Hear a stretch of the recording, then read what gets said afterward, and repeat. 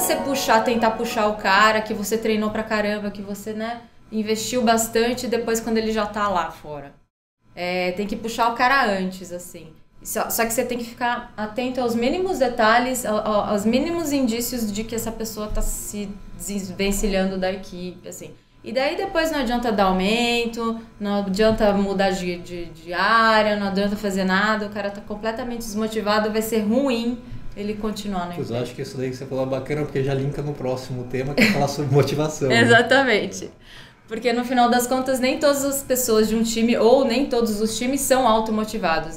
Acho que todos os donos de empresa gostariam de contratar pessoas apenas automotivadas, porque no final, essa tarefa de motivar a equipe, ela pode ser bem cansativa até, né, para o gestor, se ele não conseguir lidar com isso, se ele não tiver os skills também para fazer...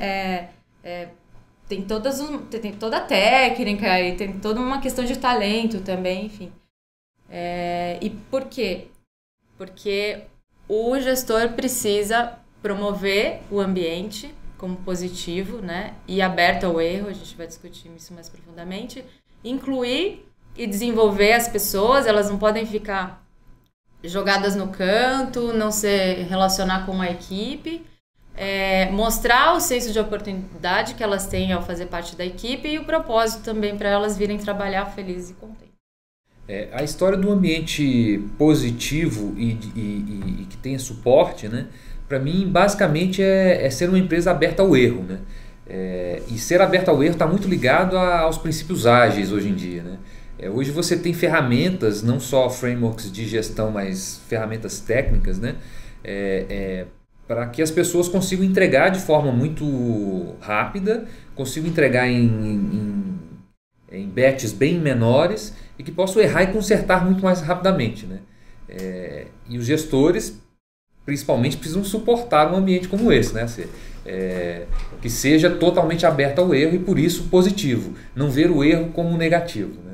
Né? Falando dessa história lá do cara da Bridgewater, tem uma coisa lá nos princípios, né, que ele prega que é super interessante, que ele fala que tolerância ao erro tá ok, agora intolerância absoluta com não aprender com o erro, né? Então você dá autonomia para as pessoas fazerem as coisas e eventualmente as pessoas errarem, acontece e faz parte do processo de aprendizado, se fizer parte do processo de aprendizado. O cara se sentir confortável aqui, eu posso errar, deixa eu ficar errando aqui. Não vai dar certo. Mas sobre esse ponto de motivação, tem uma coisa assim, eu gostei dos pontos que você listou, porque para mim tem uma lógica assim, se você tiver um processo de contratação que de fato é bastante restritivo, seletivo, e você de fato está fazendo um esforço legítimo em trazer pessoas que têm as habilidades e o fit cultural que você precisa, trabalhar na empresa será uma oportunidade. E uma oportunidade para duas coisas, né? Uma oportunidade para trabalhar com propósito e uma oportunidade para se desenvolver. E nesse campo depois sobre desenvolvimento e sobre motivação, não me deixe esquecer que eu quero fechar com uma história talvez um pouco polêmica, mas eu quero falar sobre ela. Eu só pegando o seu gancho do senso de oportunidade, acho que isso especialmente, senso de oportunidade e propósito, eles estão ligados, obviamente, mas principalmente para a geração mais nova. Assim. Os millennials no ambiente de trabalho, e se difunde isso muito, eu escuto muito podcast que fala sobre propósito. Eu preciso estar ali por algum motivo, né? Então o propósito é até fácil, assim, porque o propósito faz um pouco de parte da visão da empresa. Então se a visão da empresa é ajudar as pessoas a gerenciar as suas equipes, ok. Agora, o senso de oportunidade tem que estar ali antes também. Por que você tem que estar aqui agora? Exato. Por quê? Porque eu sou uma empresa de tecnologia nova em São Paulo, estamos no edge da tecnologia. Você tem que criar uma história e aí tem um pouco de storytelling também, não precisa dizer mentira nenhuma. Mas dentro dos seus valores, você criar uma história para que a pessoa tenha o senso de propósito de estar ali, né? A oportunidade dela estar ali naquele momento. Não, isso de fato... E isso precisa se renovar, né? Porque os milênios se cansam muito rápido também.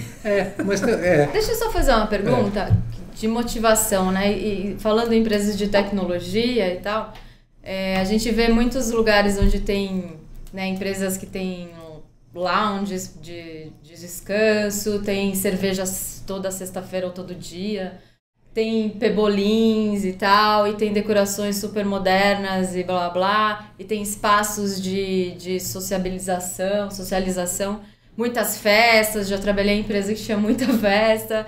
A fantasia. A fantasia também, ou não.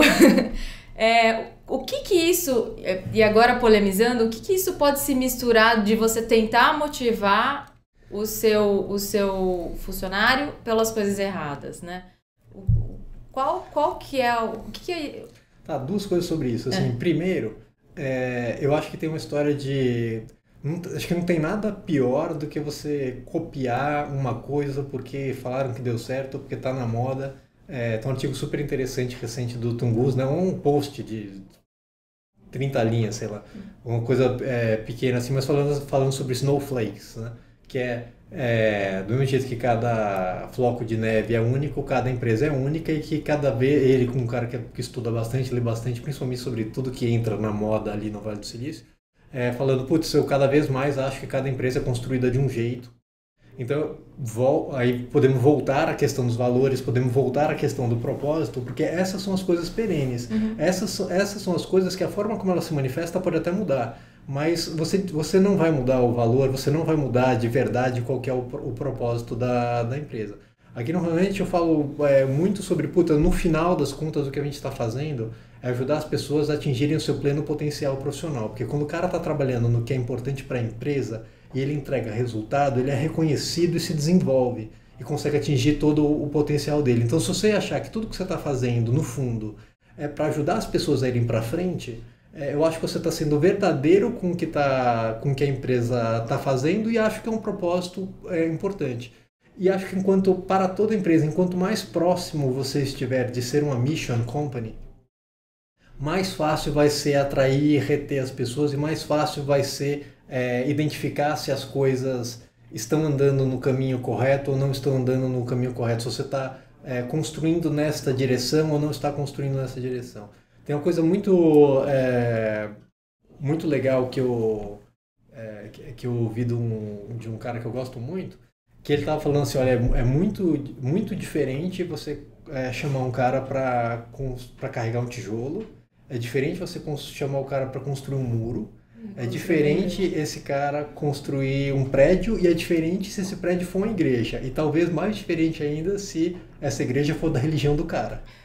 Né? Então, assim, eu acho que o propósito é um pouco isso. Assim, quando você aliena a pessoa na microtarefa do que você está fazendo, né, que é carregar o tijolo, para construir uma parede, para erguer um prédio, que é uma igreja com a qual você se identifica.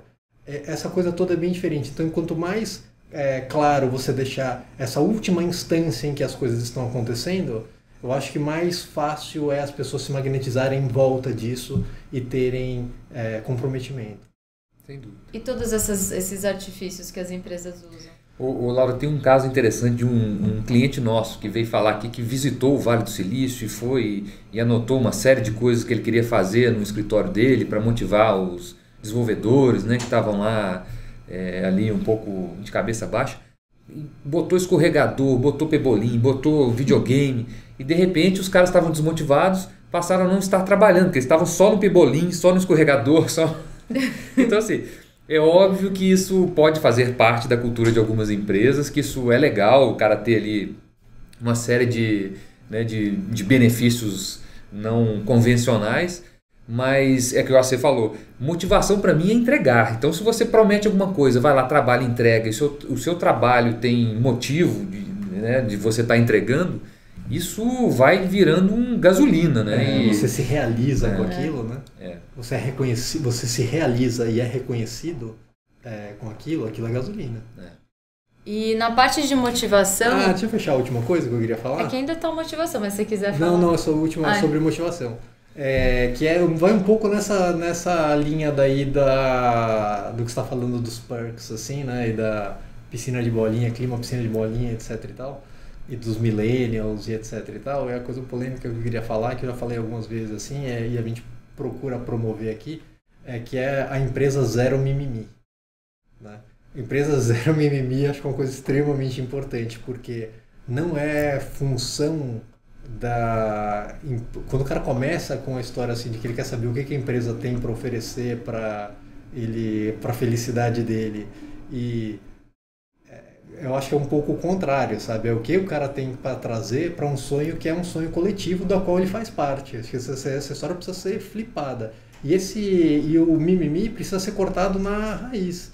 Então, assim, se existe um problema, a gente conversa sobre o problema e encontra uma solução para ele. De preferência, a pessoa que levanta o problema estar disposta a pelo menos participar da discussão ou da solução do problema, da implementação dele, da manutenção da solução dele. Porque reclamar é muito fácil, né? E esse tipo de comportamento cria as nuvens negras, cria um clima que é divertido, vira hábito da empresa falar mal do chefe ou falar mal da empresa no café, no almoço, no não sei o quê. Eu acho que você começou a destruir tudo. Assim, as poucas vezes que assim, passamos por isso, ou aqui ou em outras empresas e tal, é interessante como a gente chama essas pessoas, porque é óbvio, você também é amigo de seus colegas, alguns comentam que está acontecendo alguma coisa, e você chama a pessoa para conversar e fala, cara, se você fosse um pouco mais responsável com o seu trabalho, com o seu tempo, cara, imagina o tempo que você está gastando, você gasta a maior parte do seu tempo aqui dentro, né? Trazendo esse problema que você está vendo para a gente solucionar juntos, cara, a gente já tinha passado e seria muito mais divertido para você estar trabalhando aqui agora, ao invés de você estar reclamando, né? As pessoas têm que ter essa responsabilidade. Mas eu acho que elas estão reclamando porque elas não estão mais interessadas em resolver o problema, né? Claro. Mas aí tem que cortar. Também acho. Assim, é um princípio básico que a pessoa tem que estar interessada em resolver os problemas que existem. Porque toda empresa tem muito problema. E a empresa é gente que está ali para fazer junto com você. Sua equipe é gente fazendo as coisas. Os problemas são feitos por vocês e as soluções também. Né? Não vai chegar o papai, a mamãe, o titio e vai falar assim, olha, agora a regra para resolver o seu problema de relacionamento com fulano é essa. Não, vai lá, conversa. Acha os canais corretos para resolver o problema. Né? Aproveitando que a gente entrou nesse assunto mimimi e de gestão de conflito, a gestão de conflito e a gestão do medo, né? Ou de colocar ou não colocar medo, tem muita gente, principalmente mais antiga, que trabalhou muito assim com gestores que colocavam medo e fazia a equipe trabalhar sob essa pressão, né? A parte o papel do gestor também entra nessas questões mais complicadas de se lidar no dia a dia e que ninguém gosta no fundo, né? É super difícil, você lida com pessoas que estão em conflito, ou você está em conflito com as pessoas, ou as pessoas estão em conflito com... Enfim, o que vocês já passaram por isso? Queria que vocês dessem mais uma opinião da experiência mesmo do que... Eu acho que todas as vezes e olha que eu sou bem energético assim no meu dia a dia, mas nunca tolerei que ninguém levantasse a voz para outra pessoa para discutir nada. Assim. As pessoas podem até estar na sua zona de conforto, mas elas... não vai ser assim que ela vai ficar desconfortável. Assim, né? O medo não adianta. O medo você cria na pessoa a falta de compromisso. Você pode até trazer ali uma meta de curto prazo. Olha, se você não bater sua meta, eu vou te demitir. Né? Ela pode até ter um pouco ali de trazer algum resultado de curtíssimo prazo. Mas é óbvio que ela vai procurar um outro lugar que ela fique mais confortável, que ela vá tentar atingir o seu potencial. As pessoas nasceram para buscar felicidade. Né? Elas não estão ali para serem... né,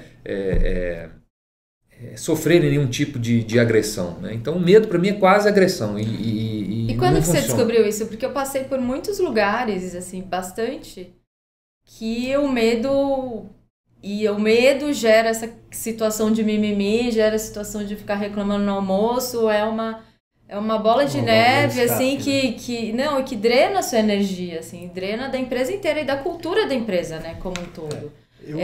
Talvez essa questão do medo seja uma coisa mais nova. Olha, pode ser, Laura, porque eu acho que aí eu tô falando de achismo, tá? Mas assim, pode ser que no passado recente, quando você tinha muito a cultura de bônus, a cultura de resultado, e as pessoas de fato se motivavam com dinheiro, e você tinha aquela cultura de banco de investimento e de emulação de cultura de banco de investimento em todas as outras empresas que supostamente eram empresas voltadas a resultado, voltadas a uma cultura de entrega, etc. e tal. Você conseguisse trabalhar com essa questão. E eu ouvi, até curioso, eu ouvi de um cara de banco de investimento uma vez uma frase, um cara muito inteligente, que eu acho que foi uma das maiores besteiras que eu já ouvi na vida, que ele falou assim, não, tem que tocar o terror mesmo, porque assim, medo dura mais que respeito. E o cara falando sobre como ele fazia a gestão da equipe dele. E eu acho que no mínimo isso não se aplica, eu não sei se isso já se aplicou em algum dia, mas eu acho que não se aplica mais, ou pelo menos nas indústrias que eu conheço. Medo dura muito pouco, porque você tem que matar o cara. A gente teve, em empresas que eu trabalhei, por isso que eu falei assim que a nossa ideia aqui era falar de guarda baixa, né? Falar num clima mais intimista assim, sobre as coisas que é isso. Assim. Já trabalhei numa empresa que teve um gestor que eu demorei demais para demitir e que o cara sistematicamente tocava o terror com as pessoas. Cheguei a ver gente saindo do escritório chorando, etc e tal, porque tinha sido apertada pelo cara e o cara estava no 10º aperto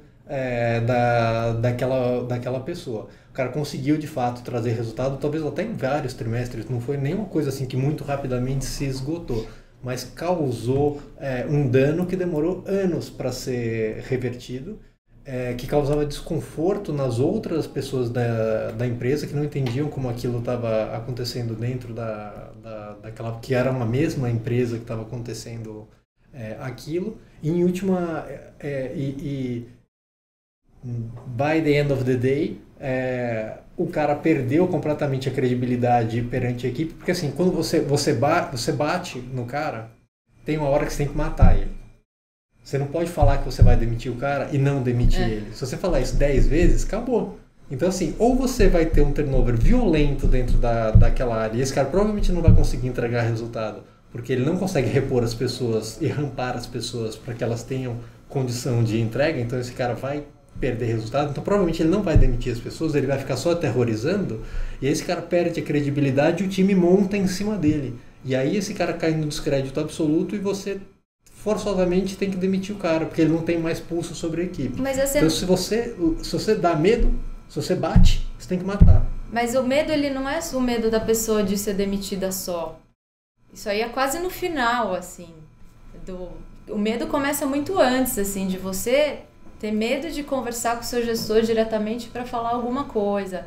Ou de você errar, por qualquer erro, levar um puta de um esporro, entendeu? O medo começa muito antes, assim. Obviamente, esse caso que você contou talvez tivesse mais a ver com a questão eu vou te demitir, mas não é só isso, assim. A coisa é muito anterior, é mais psicológica, sabe? Ela é mais complicada e como que você tem que lidar com isso? Como você como você não multiplica essa cultura do medo, né? Dentro da sua equipe ou dentro da sua empresa? Acho que é uma questão de resultados, assim, como você falou, o turnover, o volume de pessoas que vai sair e vai entrar na equipe vai ser tão mais alto do que outras equipes na mesma empresa que alguém vai ter que ver que algo está acontecendo, né? Você não vai entregar resultado, assim, ponto. E como você combate isso, que é o coração da sua pergunta, eu acho que volta no ponto zero do Franklin, que é a tolerância ao erro, né? E uma cultura de experimentação. Então se esse cara pode falar uma coisa, se ele pode sugerir, se eventualmente aquilo pode ser implementado e pode dar certo ou não dar, etc e tal, eu acho que no fundo a raiz E voltando ao cara da Bridgewater de novo, né? Porque depois provavelmente precisa botar esse negócio lá. Principles.com. Principles.com. Vai estar no nosso PowerPoint. Porque parece que causou impacto aqui, mas voltando ao negócio dele, ele fala, o ponto central da história é transparência, que, by the way, é o ponto central do Handit, como ferramenta e como empresa.